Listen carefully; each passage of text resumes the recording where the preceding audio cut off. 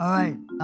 Good morning, everyone. And let me pass my own welcome to everyone here today uh, on this occasion. I particularly want to thank John Taylor and Hoover for their support and willingness to sort of help us with this celebration and this occasion.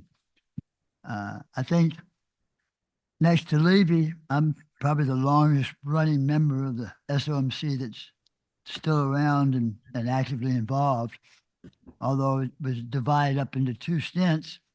Call it before and after.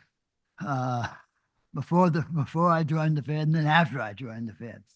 Uh, uh, and so I'm really privileged to be here, and thanks for all of you being here as well.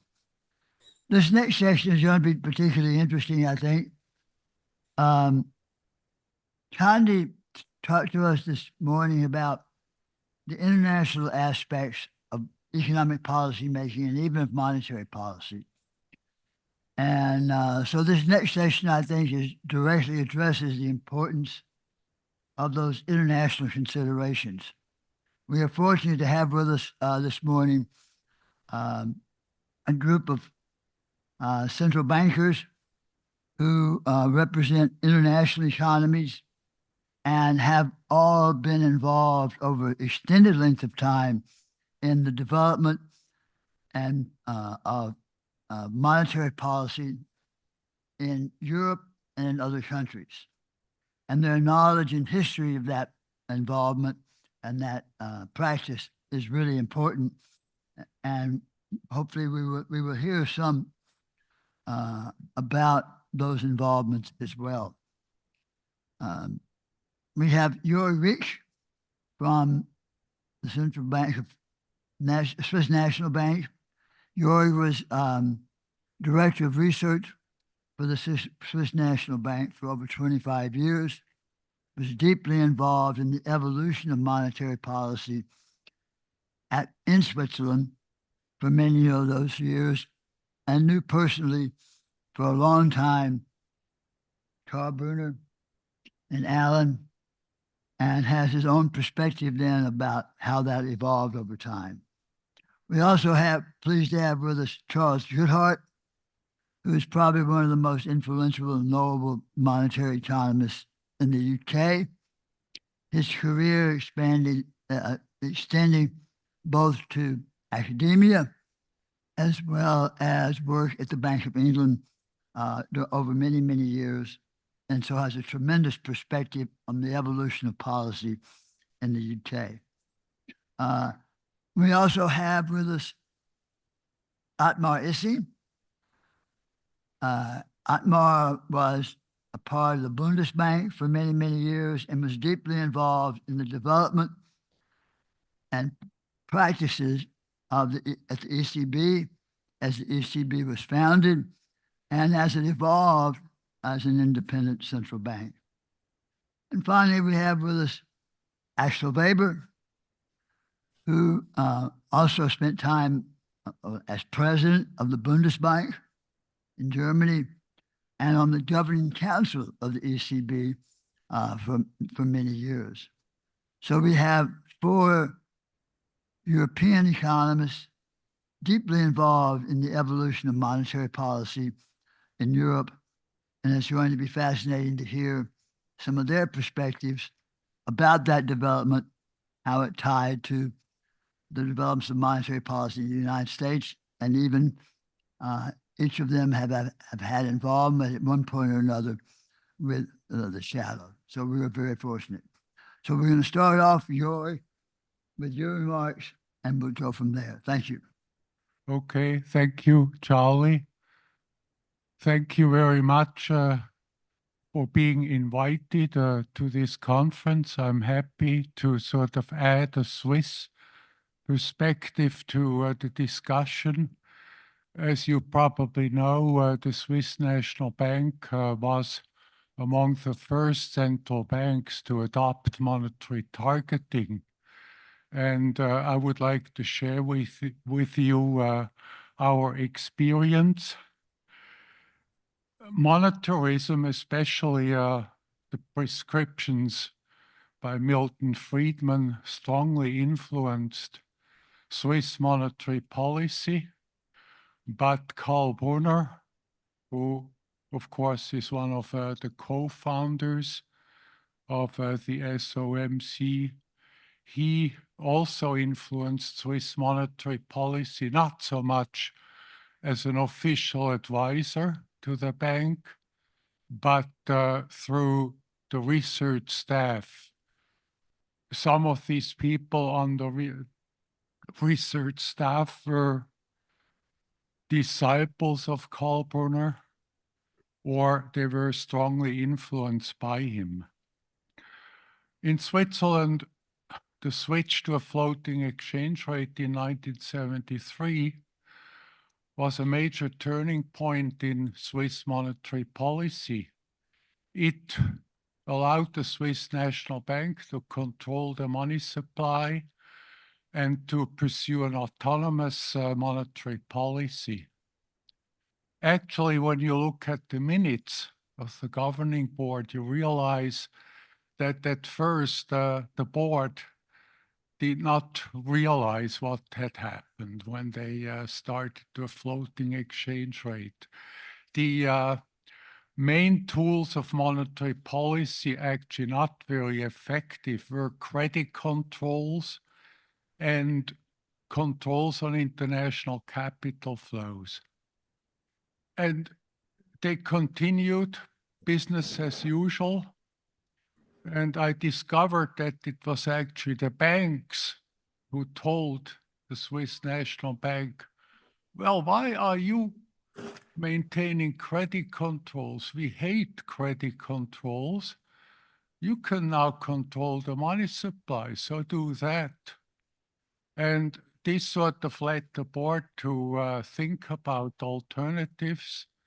And there were various suggestions also from German experts on how you could conduct monetary policy by adopting monetary targets.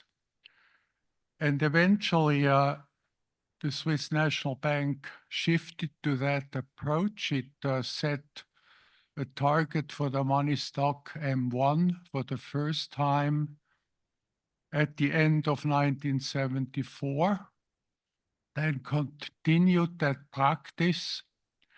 And for reasons which I will explain shortly, it didn't set the target in 1980. And then it shifted to a target for the monetary base and maintained that approach until 1999, when we sort of shifted to a variant of inflation targeting. The then chair of the Swiss National Bank, Fritz Leutwiler, which was probably the most influential person at the bank at that time, he realized that you needed research to set a monetary target. He also realized that monetary policy had to be explained to the public, so he set up a press office, and the board started to give regular press conferences from then on, because they realized that such a policy had to be explained to the public. Actually, what I should also add is that the Swiss National Bank opted, at least in theory, for a gradualist approach of fighting inflation, reducing money growth gradually, but actually effectively it didn't do that. So at the beginning, before actually the Swiss National Bank set monetary targets, they sort of kept, after floating had been adopted, they kept the monetary base at a constant level, despite the fact that inflation had risen to something like 10%. And of course, that was really a massive tightening of monetary policy, which brought down inflation very quickly. So when I say here gradually, that wasn't really the case. And also in 1991, the Swiss National Bank changed its approach to monetary targeting. It moved away from annual targets to a medium-run approach, but I will also say something about that. Now, how did the Swiss National Bank set its monetary targets?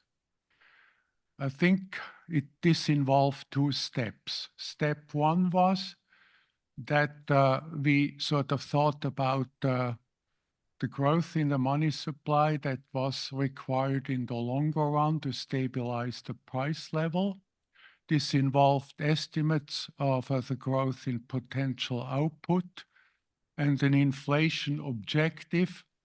Swiss National Bank was somewhat opaque at that time about its inflation objective, but it was actually 0 to 1%.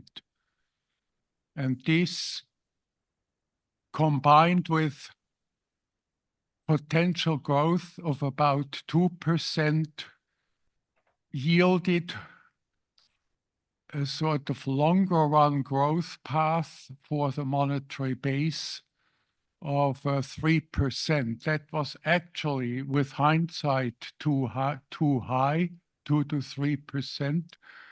Probably 1% would have been better because the Swiss National Bank underestimated the effects of payments in innovations in the payment system on the growth in the monetary base. Now, the second step was more complicated because there was no set procedure, certainly not in the economic literature, about how to set an annual target for the money supply. So we proceeded as followed. The SNB determined what I call the activity-induced, or a forecast of the activity-induced increase in the demand for base money. And this involved 1 year ahead forecasts of real growth and of inflation. Then, based on estimates for money demand, we estimated the expected increase in the activity-induced demand for base money over the coming year. Now, in an inflationary environment, the figure that resulted from these estimates was likely to be higher than the 2 to 3% that we aimed at in the longer run. So the bank had to decide how quickly it would reduce money growth to the desired long-run path. And that, again, that depended on how gradual you want it to be. Now, if you wanted to reduce inflation, of course, the increase in the money supply had to be smaller than the estimated activity-induced increase in demand. And if you set a target that was below the estimated activity-induced increase in demand, this implied that interest rates had to rise to bring about equilibrium in the money market. So basically, the monetary target was sort of an automatic device to produce the desired increase in interest rates that was required to lower the inflation rate. I mean, in theory, that sounds very well, and actually it worked rather well for a while because money demand was reasonably stable. However, there were really, I mentioned two problems associated with this approach of setting annual monetary targets. One was that specific to small countries, the exchange rate. We pursued an autonomous monetary policy, but I think we were in the late 1970s too successful. The Swiss franc became a very attractive currency for international investors. That drove up the exchange rate of the Swiss franc beyond anything that was reasonable. And in 1979, there was a threat of a substantial slump in economic activity that caused the Swiss National Bank to respond and set an exchange rate target, at least temporarily. And this policy, and I should say Volcker also helped in that regard. Actually, things calmed down in the foreign exchange market, but Swiss National Bank could not avoid another increase. I don't find chart 1. That should be in there somewhere. Well, anyway, it just shows that inflation rose again in 1982. And I think with hindsight, many researchers believe this could have been avoided if the bank had tightened more quickly. But in my view, that was not the only problem. Another problem was that the Friedman prescription of steady money growth, even if you had brought down the inflation rate to your desired level, and you wanted to keep the inflation rate at that level, that policy of gradual growth in the money supply was not an optimum policy. And what was the problem? The problem was that the monetary target was not sufficiently effective in producing the interest rate movements that were required to stabilize the price level, let's say, in the event of a demand shock. And that was a real problem in the Swiss case, because also in the 1980s, we realized that policy was not restrictive enough to prevent that increase in the inflation rate. And therefore, we shifted to a medium approach of setting monetary targets. Actually, this approach worked reasonably well. The only problem was, and since I was largely responsible for this approach, this also involves a certain amount of self-criticism. The problem was that with the annual targets, we could rely on 1 year ahead forecasts of economic activity and inflation. But with this multi-year approach, where we could sort of deviate from the target line, you had to decide how much you wanted to deviate if necessary. And you could only do that by relying on 3 year, at least 3 year ahead forecast because of the lags in monetary policy. And so what we did at that time became very close to inflation targeting.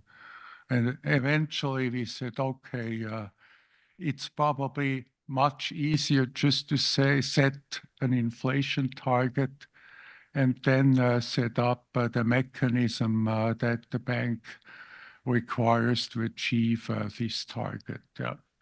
Thank you very much. Thank you, George. Appreciate that. Charles, are you set? Are you? Thank you very much. Can I have the next slide, please? Now, this shows the path of inflation for Germany in green, the US in black, and the UK in red from 1970 through more or less to the present. In the 1970s, there were two very severe energy shocks, 73, 74, followed by the Iran shock in 79. Although the shocks were more or less constant as between countries, there was massive difference in the inflation feed through into these countries. Actually, note the very considerable difference with the last energy shock after Putin's invasion of Russia, where although the energy effect and shock was massively different between Europe and the US, much worse in Europe than in the US, the inflation outcome was more or less the same. So in the 70s, similar energy shock, differing inflation outcomes. In the 2022, 23, 24, very different energy shocks, very similar inflation outcomes. Now, I'm not going to talk about the recent similarity in inflation, but I want to go back to the point that the outcomes were very different. Now, why were these outcomes so different? Next slide, please. There in the red, you will see the paths of the money supply for the US on top, the UK in the middle, and Germany at the bottom. And what you can see quite clearly, in fact, is that the UK monetary growth was far higher and much more variable. And the US was more or less in the middle. And Germany had a much slower monetary growth and a much more stable monetary growth over this particular time period. And this difference between monetary experience and inflation outcomes played a very large role in bringing people to believe in the importance of monetary growth and monetarism. It was not just Milton Friedman's analysis, it was the practical experience of differing countries with the energy shocks and the crises of the 1970s that played a massively large role. And it's a practical experience that is actually so important to central bankers.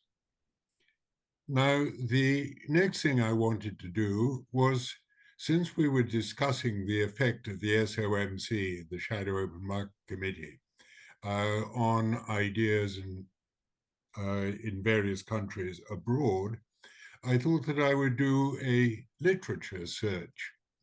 Can I have the next slide, please? Now, you can't actually read that, but the arrows on the right-hand side point to the occasions when the SOMC is actually particularly and specifically noted in the various media outlets. Next slide, please. And the references are actually rather less than I'd expected, given how famous and influential all the members of the SOMC have been.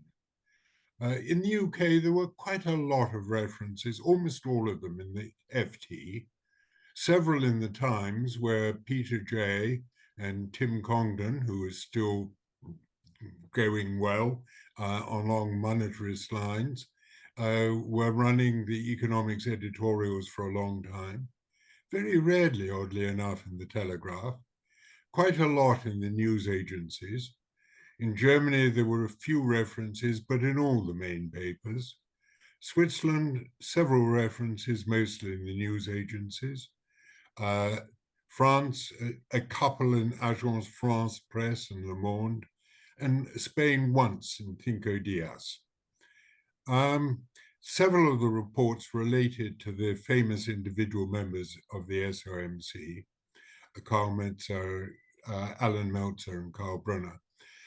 One of the reasons I think why there was relatively little discussion of the SOMC in the media in Europe is that the SOMC, not unsurprisingly, focused almost entirely on what was happening in the USA, while we in our various countries in Europe necessarily focused on our own monetary developments and what was likely to happen there.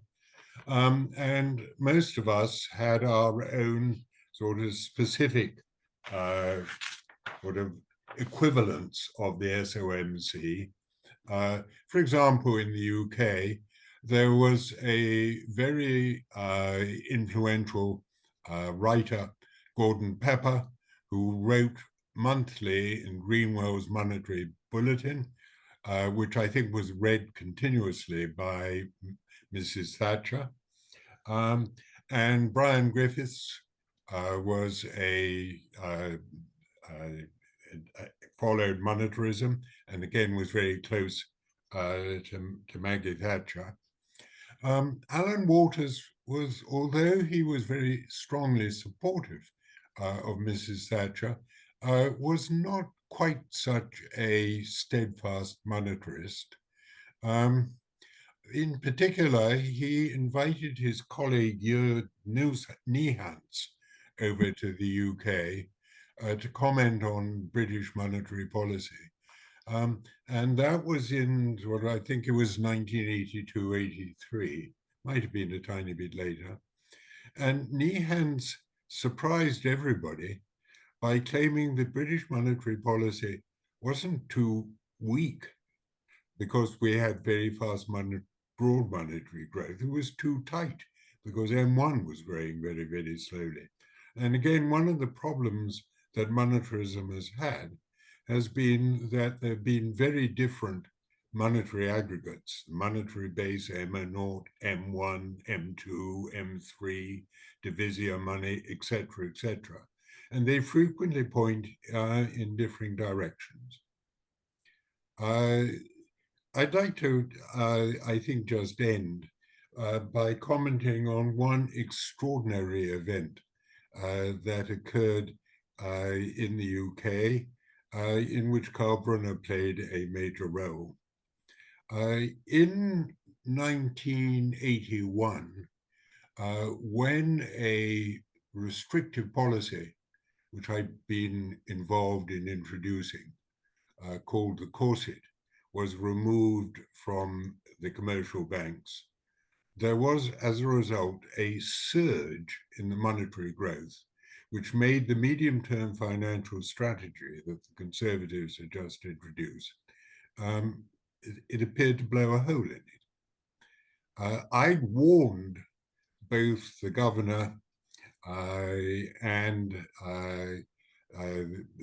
the deputy and indeed the executive director, John Ford, that they ought to go to Mrs. Thatcher and explain what had happened and what they were going to do about it. But it was August, and they were all on holiday, and they didn't feel that they wanted to do it anyhow, so they didn't. So Mrs. Thatcher was on holiday in Switzerland, spending time with the Conservative MP, suddenly found there was this horrible shock to a medium-term financial strategy. And the Conservative MP in whose house she was staying said, you ought to go and talk to Fritz Leuthweiler, which he did. And Leuthweiler said, well, you ought to go and talk with Karl Brunner. And what then occurred was that Mrs. Thatcher required the bank to organize for a group, including Karl Brunner and Dudler from the Deutsche Bundesbank, and I can't remember most of the others, to visit the UK, to talk both to her, Mrs. Thatcher, and to the Bank of England. And I had to play a role of sort of travel agent in arranging this, which was one of the more extraordinary activities of my life, which I did. And they spent a long time talking to Mrs. T, so long that they didn't really have much time to visit the Bank of England. And it was a fascinating occasion. But in the longer run, I don't think it had that much effect on British monetary policy, because as everybody has been saying, the monetary aggregates became relatively unstable, and we all moved gently towards, first of all, much more concerned directly with interest rates, and then ultimately to inflation target rate. But that's another story, and I'll leave it at that. Thank you. Thank you, Charlie. I would like to thank the organizers for inviting me to this wonderful conference and giving an opportunity to meet so many good friends, unfortunately only in virtual format. Let me start with a very short remark on the ECB watchers, a kind of counterpart of the Shadow Committee. On my initiative, and in close cooperation with Axel Weber, at that time president of the Center for Financial Studies, we organized the first ECB Watchers Conference only a few months after the start of the euro. So the ECB Watchers at least the conference, is a creation of the central bank. As Axel will explain this issue more intensively, I believe it to one remark, one sentence. All in all, the ECB watchers in the first years, let's say 8 years of my term, exerted pressure on the ECB mainly in the opposite direction of the Shadow Committee, which means arguing for a lighter monetary policy. So now in my presentation, I will concentrate on the monetary policy strategies of the Bundesbank and the ECB. In 1975, the Bundesbank announced the money supply target for the first time. With a number of technical modifications, it stuck to this strategy until the DM was replaced by the euro on January 1st, 1999. From the outset, the Bundesbank declared that it would not align its monetary policy strictly with the annual money supply target and described its strategy as pragmatic monetarism. This immediately brought criticism from true monetarists such as Karl Brunner or the German Manfred Neumann, who in short denied that the Bundesbank's monetary policy strategy and practice even deserved the name of monetarist policy. Despite this criticism, the Bundesbank was widely regarded as a representative of monetarism, at least in terms of categorization. A number of authors from the Anglo-Saxon world accused the Bundesbank of actually pursuing a policy of inflation control under the guise of money supply target. When I was appointed to the executive board of the ECB, I was given responsibility for the Directorate's General Economics and Research. The first president of the ECB, Wim Duisenberg, gave me complete freedom and assured me of his unconditional support, a promise he kept to this last day at the ECB. The most important task, and at the same time the greatest challenge, was to develop the monetary policy strategy of the new central bank for a new currency, the euro. There was not much time. In 7 months, a new era would begin with the introduction of the euro. At first, the matter seemed quite simple. Over the last 2 years, I had argued in several articles at the ECB that the ECB should decide on a money supply target. The decisive argument was that this choice would transfer the credibility of the Bundesbank, which was recognized throughout the world as an anchor of price stability, to the new institution, the ECB. Having moved from the position of chief economist at the Bundesbank to the same position at the ECB, what was for me so far a theoretical question became a problem of concrete monetary policy and the corresponding responsibility. First of all, I abandoned the idea of money supply target. The Bundesbank had missed its monetary target roughly half the time. This forced me to explain to the public the reasons and justifications for why we were sticking to the money supply supply strategy, and were convinced that we would reach the target again in the foreseeable future. The probability that the development of the money supply after the currency change over to the euro could be extremely volatile, possibly even erratic, should not be underestimated. How could I then succeed, as in the case of the DM, in convincingly explaining the deviation combined with the assurance that the development of the money supply would swing back to the level of the agreed target?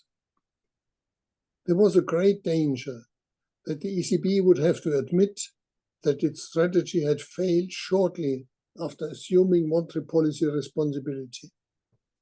That would have been a catastrophe for a new central bank that was already surrounded by mistrust. For me, this ruled out a monetary supply strategy for the ECB. In the next step, I formed a group of excellent economists from the fields of economics and research to discuss the problem of the ECB's future monetary policies. To the surprise of my colleagues who were familiar with my previous publications, I opened the first meeting by stating, there will be no ECB money supply target, not even in the pragmatic Bundesbank variant. But I added, money, understood from the outset in the broadest sense as a term for monetary factors, should play a prominent role.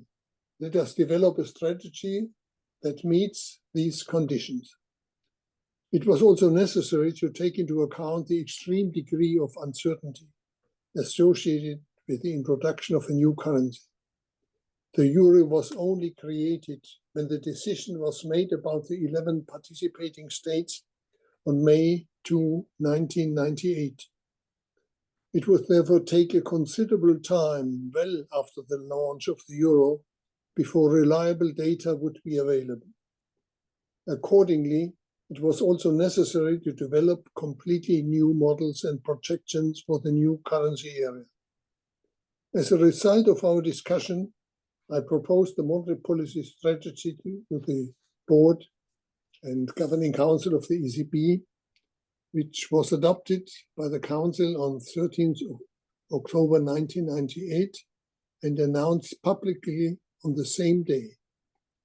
The soon-to-be-named two-pillar strategy is based on the following two elements: the monetary analysis, which initially included a reference value for the growth of the M3 aggregate and was expanded over time into a comprehensive analysis of the monetary and financial sectors. Second, the economic analysis. The economic pillar was based on an assessment of a wide range of indicators from the real sector relevant for the outlook of price stability in the euro area. The essence of the two-pillar approach is that the information produced under one methodological perspective is always cross-checked against information and analysis produced by the other. It provides an effective insurance against the uncertainties and complexities of the economic environment, guaranteeing the robustness of monetary policy decisions and reducing the risk of policy errors. The effort to analyze and reconcile results from different perspectives stimulates deeper analysis and ultimately leads to a better understanding of the economic situation.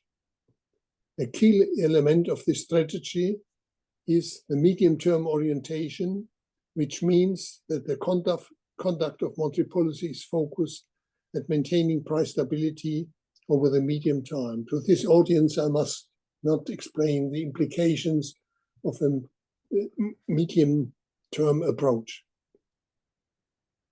Although the two-pillar strategy was even further removed from the ideas of Milton Friedman or Karl Brunner than the pragmatic approach of the Bundesbank, the EB was widely seen as a kind of last bastion of monetarism. This assessment also applied to those national central bank presidents who had more or less since long stopped paying attention to money supply developments in their central banks. Incidentally, another group of central bank presidents was disappointed that I had not proposed a money supply strategy. It was precisely because of this fundamental difference of opinion that the separation into monetary and economic analysis proved to be an almost perfect framework for a structured discussion, which ultimately led to a common denominator for monetary policy decisions through cross-checking.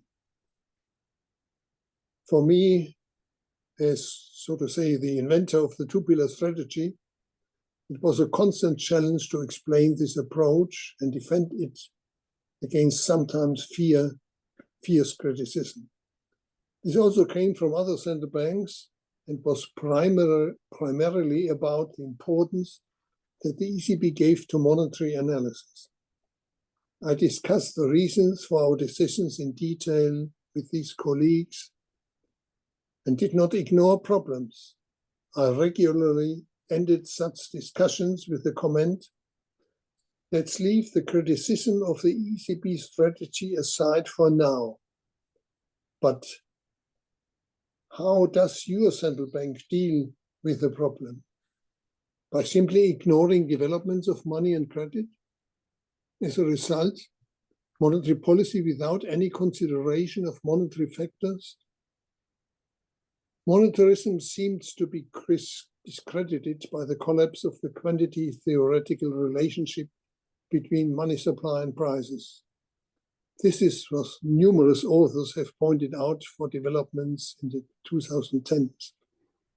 This is certainly a warning for the central bank not to opt for a strict money supply strategy, but it is an argument to exclude money from the analysis of inflation, that this is a practice now in most central banks. The neglect of monetary developments evidently went so far that even high growth rates of the various monetary aggregates were seen as unproblematic. One could think, I suggest, of a man who considers himself fit to drive after a glass of beer, and then believes that this also applies when completely drunk. I do not think I would have been sensitive to ask in 2020 and 21 if broad money is growing at 25% a year. What is going on here? In the past decades, central banks have unfortunately abandoned reporting on and monitoring the broad monetary aggregates. This is a comment by Mervyn King. Let me come to the end. The Bundesbank's pragmatic money supply strategy was accused by leading monetarists of not being a monetarist approach, while the majority of criticism from the other side placed the Bundesbank in this camp. As shown, the discrepancy is even more striking when assessing the ECB strategy. In short, it seems as if any approach in which the development of money supply plays a role is classified as monetarist and thus relegated to the dustbin of disproven ideas. This is especially true of the quantity theory. But shouldn't centuries of experience advise a more cautious assessment? Should research, for example, also devote more attention to the question of how to define the money supply relevant for the relationship to inflation in times of rapid growth in electronic means of payment? Whatever one may call monetarism today, one cannot simply ignore the importance of the development of the money supply for inflation. Mervyn King once summed it up succinctly: no money, no inflation.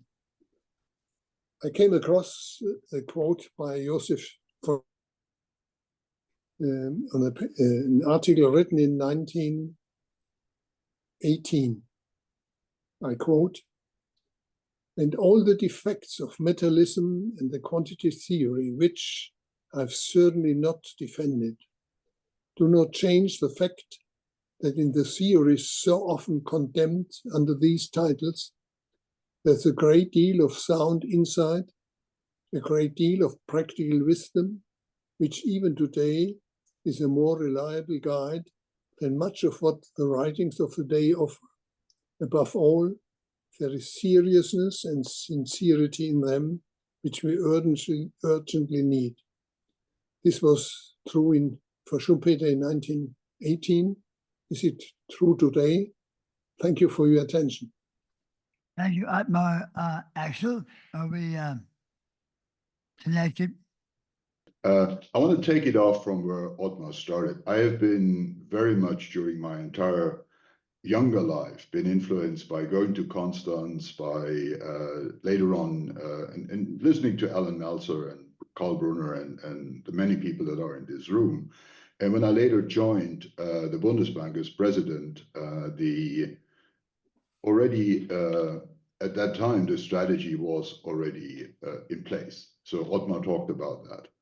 I want to take it from there because when I was an academic still, which was sort of from 2000 in Frankfurt, Otmar and I started this, what is called the ECB Watchers Conference. And I think it was a very open dialogue at the start, because Otmar and the ECB felt that you need to organize a meeting just like the SOMC, where the critics of the ECB can voice a view. And we felt that it's important that you need to invite both academic critics and the market, because most of monetary policy works through financial markets. And for the years until 2004, till I became Bundesbank president, these conferences were organized by myself and Otmar. They were later organized by others at the University of Frankfurt. I returned recently to be the president, following on to Otmar, of the Center for Financial Studies, and Volker Wieland still keeps the conference going for many years. It's in its 25th anniversary. And I think it's a strong, a strong conference in which the ECB participates, and it's good to do so. But looking from the outside, the character of the conference, in my view, has changed. And I think it's not just at the ECB Watchers Conference, it's in general financial conferences of central banks. When I look at, and you all know that after the Bundesbank, I moved to run UBS for a decade. And with the financial crisis, which I still managed in Germany when I was at the Bundesbank, I found that financial market participants were increasingly excluded from conferences like Jackson Hole, from Sintra, and from many of the others, because it was seen as problematic to be too close as policymakers on monetary policy with financial market people, because the financial market had just been bailed out by the central banks with massive policy interventions. And so I do think that the debates became a lot more one-sided. And you can really see, as Otmar said, not reporting on monetary aggregates, in my view, also had some downsides, because the very strong correlation between, the sum of liquidity put into global markets and also the performance of, say, global stock markets really wasn't discovered very early on. And so where I come from, a lot of what monetary policy has been doing used very extensively two instruments, both interest rates and the central bank balance sheet. And at a point where central bank balance sheets virtually exploded, central banks stopped monitoring them and their effects. And I think that turned out to be quite a problem. So maybe you want to move on to the next slide. Maybe the next one as well. I'm just going to show you a data series, which I think is very important in my view. Central banks moved in the 2000s to what, and after the financial crisis, to a policy that is average inflation targeting. And in my view, that policy was quite an ill-designed monetary policy framework. I think it is pretty clear that factually average inflation targeting amounts to price level targeting, but I think central banks never looked at the price level, neither the ECB nor the Fed, and that, in my view, meant a built-in recognition lag for determining and foreseeing major changes in trends in price level. What I've plotted out here is for the Federal Reserve, this is for the CPI, a development of the CPI in the US after 2014.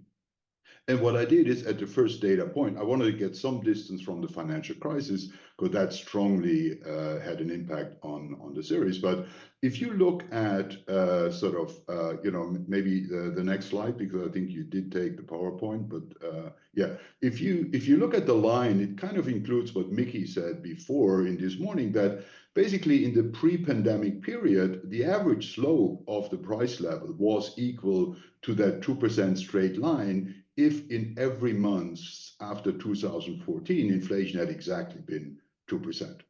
And you can see that whilst this line was lower due to some initial, I would say, sideward movement of the price level, it nevertheless had a slope very similar to that 2% line. And then you come to the point where during the pandemic and the stimulus largely from fiscal policy, which was extraordinary and accommodated by monetary policy, you had this period where the price level started off, next point, where the price level started off at a rate that was at least 3 times the average of what that rate was before. And it took the central banks till that blue line that is painted in here to actually start adjusting policy. Now, the mistake they made was, in my view, that first, they allowed inflation to run hot because they initially, looking at inflation rates, it took them kind of 12 months to recognize that things were getting out of control. And it also, initially, the reflation was seen as a welcome inflation towards their target of 2%. So you can basically say the central banks missed 18 months where prices were already pretty clearly on a different trajectory till they tightened policy. In my view, they made 2 additional mistakes. Basically, forward guidance meant that they were communicating at that point in time, in particular Team Transitory, that inflation wasn't a major issue, and it was said before by one of the discussants that they would just adjust monetary policy in a mild way.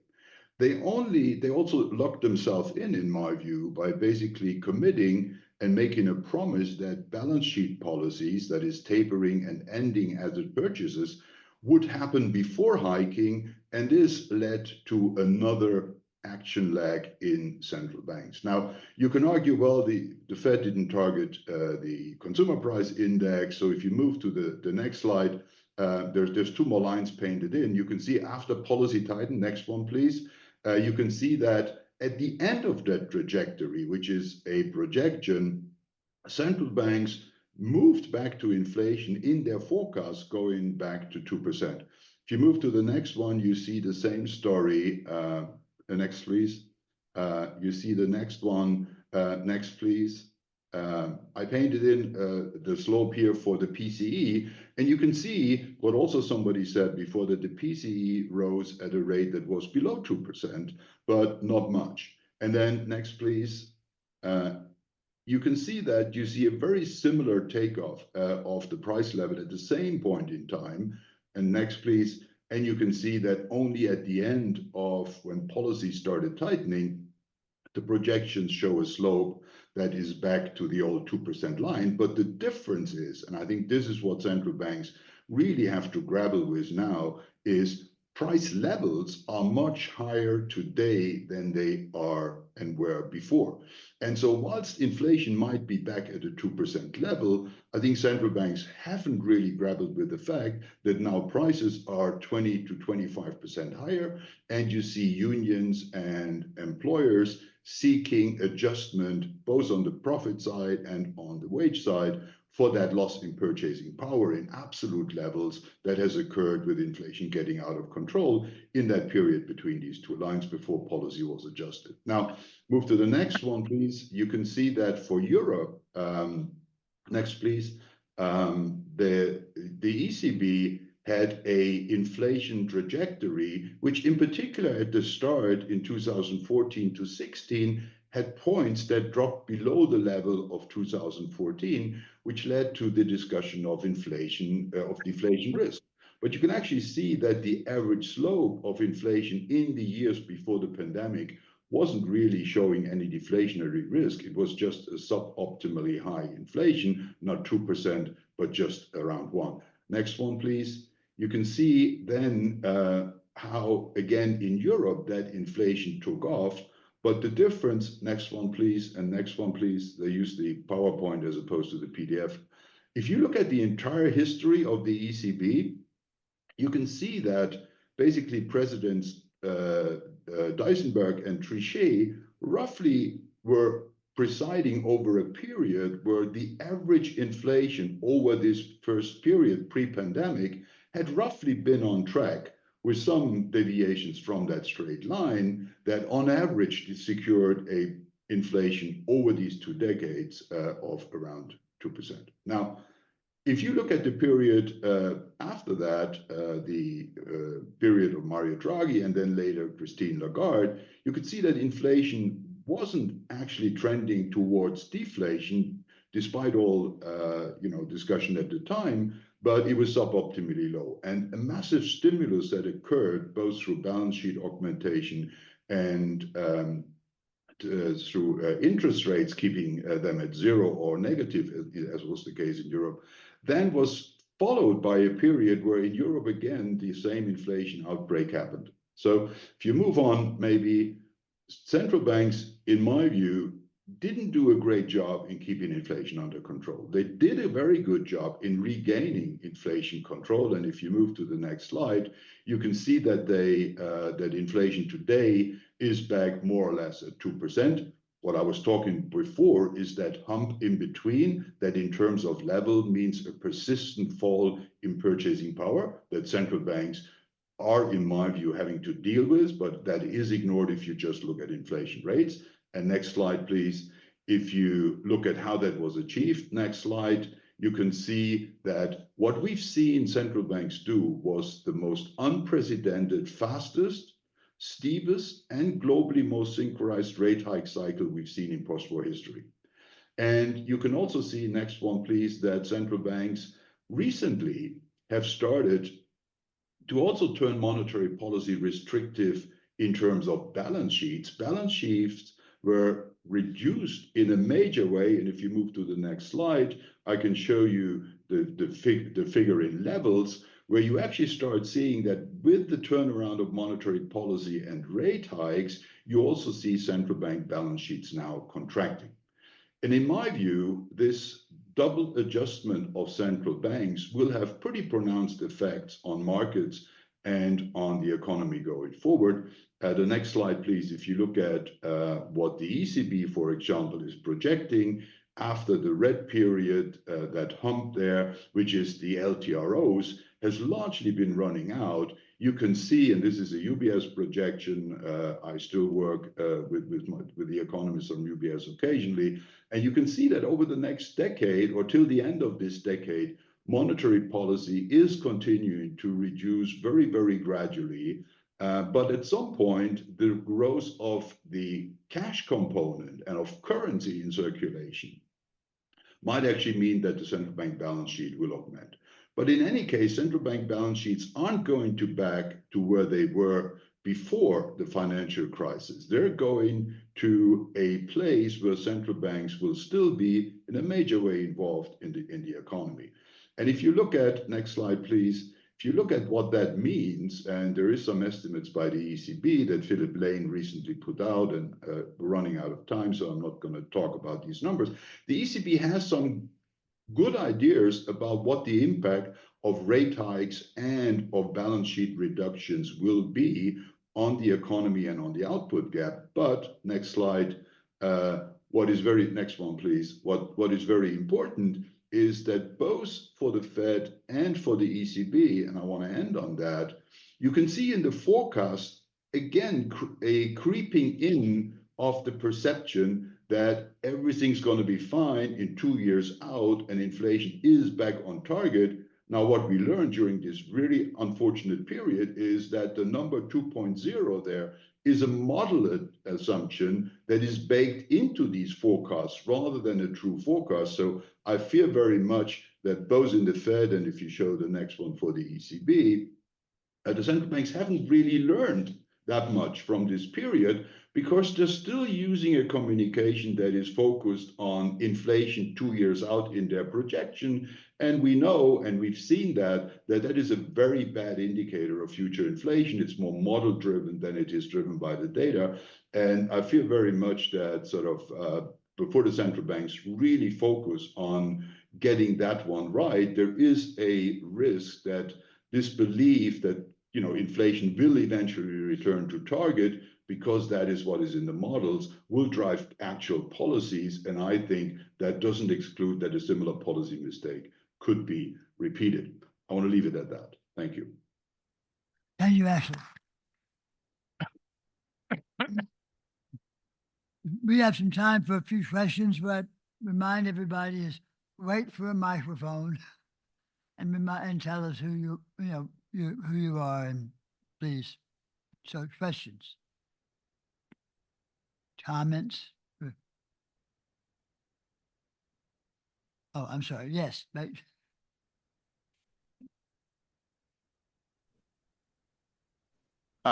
you. My name is Matthew Klein. I'm curious for everyone's perspective, but particularly Georg's, about the Swiss National Bank's experience over the past few years, where they mostly avoided the pandemic-related inflation that the other major economies did. They didn't raise interest rates nearly as much, but they also used much more balance sheet capacity to manage the exchange rate. And I'm curious, maybe if everyone could talk about how that worked and what lessons there might be for the other major economies. Thank you.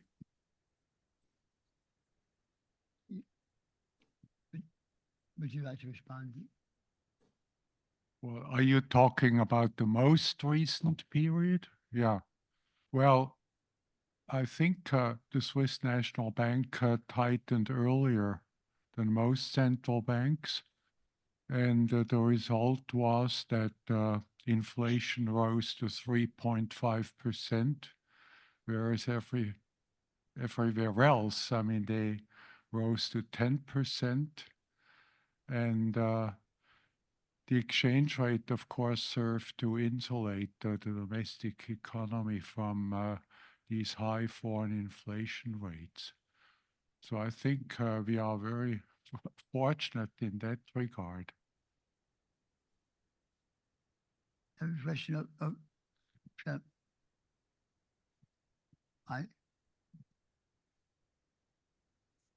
Yeah, my question's it's for George, but also for the two colleagues from Germany, and that is that if you look at the history of the SNB, and Harold James is here, and we wrote a paper about that many years ago, and for the Bundesbank is there was always this concept of stability culture.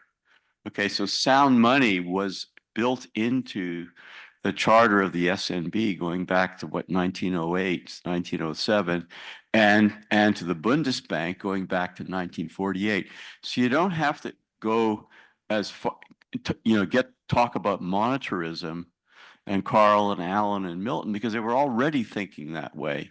And if you look at the performance, the figure that was shown, that inflation was lower, okay, throughout the great inflation, and even before the 70s, okay, those countries did better than did the Anglo-Saxon countries. Okay, so I just wanted to ask if you had any comments on that. Well, the Swiss until 1973 were really staunch believers in the gold standard. And if you believe that the gold standard is a great source of stability, then you may be right. But I'm somewhat skeptical about that. Otmar, Charles, Charlie, yeah. excellent. My pleasure. I think on the German history, one should be aware of the fact that we had two total devastating events. Money was totally destroyed in 1923 and in 1948. So these two episodes, from which one generation suffered, left a deep imprint on German thinking on the importance of price stability. And the special role of the DM was also due to the fact that it was the kind of first national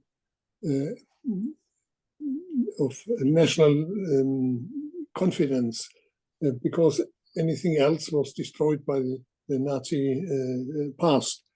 And then came the 70s and 80s, in which basically the Bundesbank dominated the monetary policy in Europe,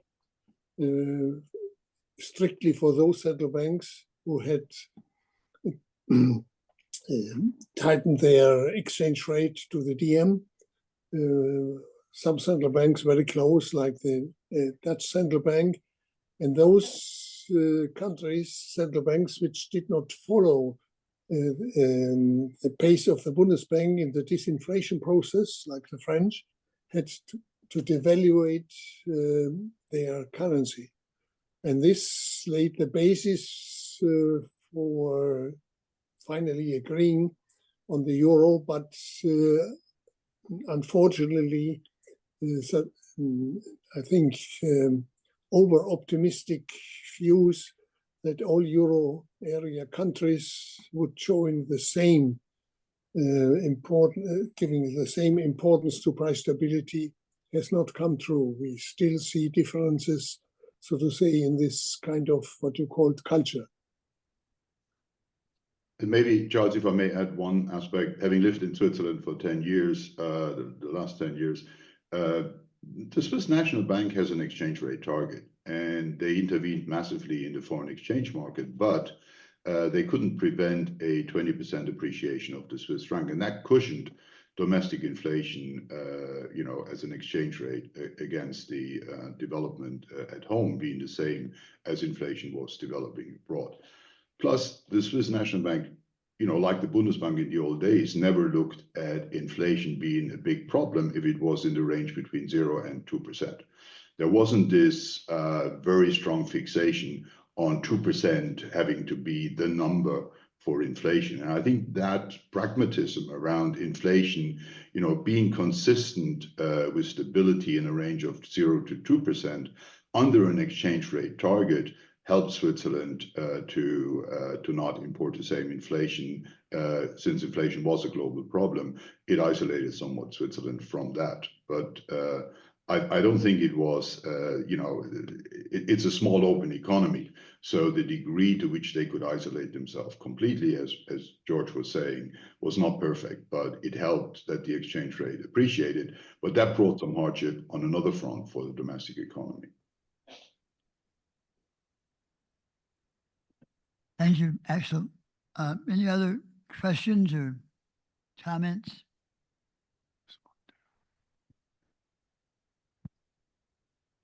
Oh. No. Right behind you. Hi, I'm Jack Korpansky again. Maybe this question actually is for the US Fed, but since the topic here is Europe and it's on the charts here, how do you square the three concepts of the rate of inflation, the heightened price levels, and then this vaguer concept of price stability, which the unions may treat as, hey, price stability means we get to raise our prices a lot more than inflation. So does Europe and the UK have a plan for how they're going to deal with those heightened prices? And, if you look at the US, we just had this port strike and people celebrated how short this port strike was, but they ignore the fact that now there's this heightened wage cost that is probably going to percolate through the system in the next year or so. And whether the Fed has a plan for that, how does Europe want to deal with those heightened wages, heightened price levels? Well, I do think that if you look at European data and you look at wages in particular and real wages, you can actually see that real wages declined massively during this inflation boost. But at the same time, as soon as inflation started coming down, wage negotiations kicked in, and we now have countries like the Netherlands where currently wage increases are trending at 7.5%. So the unions in some of these countries have not only made up for the accumulated purchasing power loss they had with the inflation increase. They actually are now at a point where they are seeing real wage improvements relative to pre-pandemic levels because they're catching up more. Now, the real issue is central banks usually react to second round effects that could come in. And my feeling is that this process isn't over. I think central banks, in my view, are jumping too much at the gun of now declaring victory over inflation, but not seeing that there are lingering effects from wages and other areas of the economy that could lead to future inflation not looking quite as favorable as what was the result of the very restrictive interest rate and central bank balance sheet policies they put in place. So I do think there is a certain sense of declaring victory too early, and I do think that the boomerang that could hit them is the behavior of the unions and the real wage increases we're now seeing in some of the European economies, which, if not reacted to, could reignite inflation if the companies are starting to look for a compensation from their customers for increased cost of labor and other areas, factors of production and commodity prices. So I do think I'm a bit more skeptical on this euphoria about we've won the war on inflation. I think we won the first round. This is what I wanted to say. This is a longer fight, and I think central banks are jumping the gun here. May I just add a point? I fully agree with you, Axel. Claiming victory is premature. So, and this neglect of risks might lead to another phase of rising inflation. But my point is the following.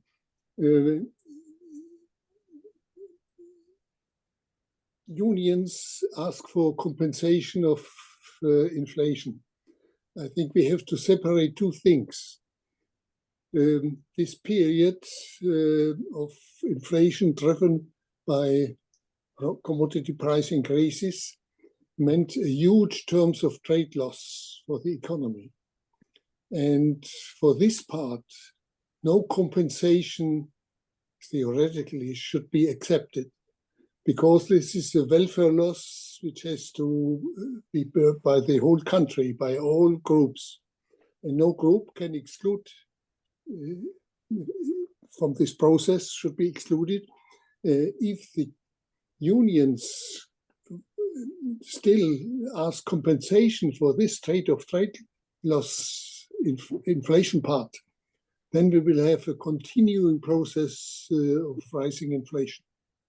And correlated with rising unemployment. No?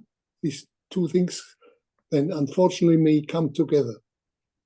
And not only that, we've got a fiscal problem as well, with deficits and the debt ratio, which are out of hand in many cases, and quite unsustainable in several countries. I think we are out of time for this session. And I want to thank all our participants for their comments and observations, and the audience for their questions.